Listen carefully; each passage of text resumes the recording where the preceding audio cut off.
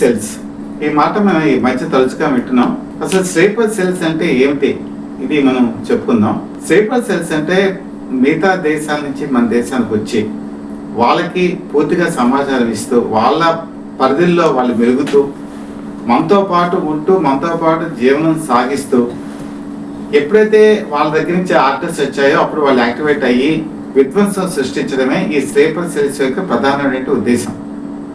అయితే ఈ sleeper cells ఎప్పుడు యాక్టివేట్ అవుతారు అంటే, ఇప్పుడు ఫర్ ఎగ్జాంపుల్ పాకిస్తాన్ ఉంది.